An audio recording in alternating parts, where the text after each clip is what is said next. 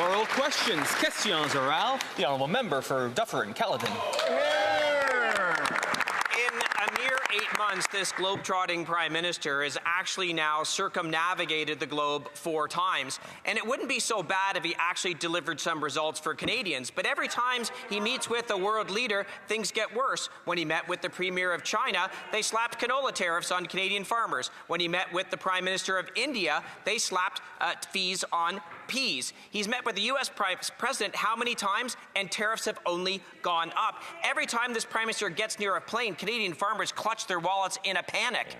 If all his travel results in worse conditions for Canadians, why does he keep doing it? Honourable Minister for Artificial Intelligence. Mr. Speaker, it's very worrying that the opposition seems to exhibit such a fear of flying, but it's even more worrying that they exhibit a fear of building. The Prime Minister went to the UAE and brought back $1 billion deal to build our critical mineral sector, a $70 billion of investment to build our country, and that is exactly what we are doing. Turns out, Mr. Speaker, our plan is an excellent cure for the opposition's fear of building. Honourable member for Dufferin-Caledon. Except he actually got a letter that could deliver $1 billion maybe someday. Meanwhile, the effective tariffs on canola is $4.5 billion a year. The effective tariffs on peas is $1 billion a year. We have a $1 trillion trade arrangement with the United States, and our steel industry, our aluminum industry, and our auto sector and softwood lumber industry are getting absolutely decimated while he flies around and brings back this tiny paltry deal. It's like bragging about the Blue Jays beating a Little League team 15-1. Look, if the result of all his travel is only making things worse for Canadians, why doesn't he just stay home? The Honourable Parliamentary Secretary for International Trade.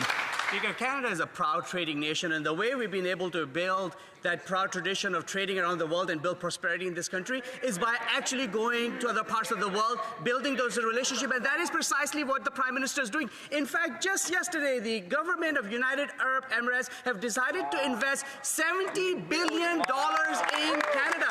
That's investment in our communities, creating good-paying jobs, and that is just the beginning, Speaker. That is the work the Prime Minister is doing, and we will continue to do so.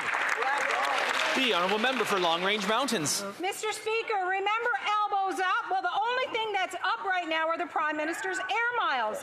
He's flown enough kilometers to circle the Earth 4 times, but after all that globe-trotting, Canadians still get no deals, no relief, higher tariffs and higher bills. Every time the Prime Minister steps off a private jet, Canadians get hit with another tariff hike.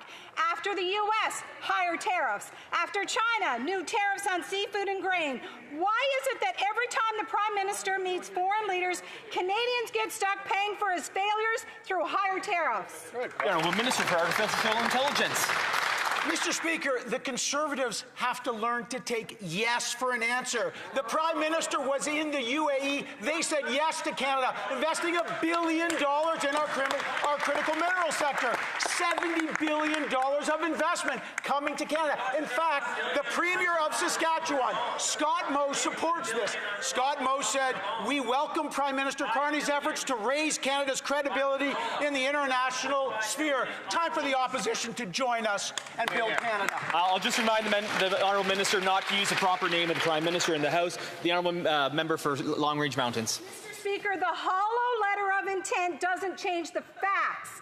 The Prime Minister has flown to meet with the Brits and the UK, a world tour of photo ops, selfies, and Canadians have absolutely nothing to show for it. No wins on tariffs, just more tariffs every single time he travels. He promised his jet-setting diplomacy would help Canadians. All it's done is help his Instagram feed. Will the Prime Minister finally admit that his international photo op tours are not delivering results because the only thing going up when he travels is the cost to Canadians? That's right. The Honourable Parliamentary Secretary, Minister of International Trade.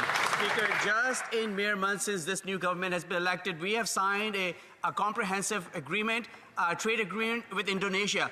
The Prime Minister just was in United Arab Emirates, and he has signed an agreement to protect our investors so that more investments could be made right here in Canada. In fact, we have launched a new trade agreement with the United Arab Emirates as well. But here's the result, Speaker. Just yesterday, they decided to invest $70 billion in our country. Speaker, that's jobs in all our communities. The Conservatives need to get on to accept these wins because that is building Canada strong. The Honourable Member for Montmorency-Charlevoix. Mr. Speaker, with each trip the Prime Minister takes, Canadians hope that there will finally be some wins, some results, lower tariffs, solid deals, gains for our workers. Yet, after each of his trips, be it to the United States, China, or India, the only thing that increases is tariffs and the bills that Canadian families ultimately pay. Why is it that every time the Prime Minister gets on a plane, tariffs go up with him in the air?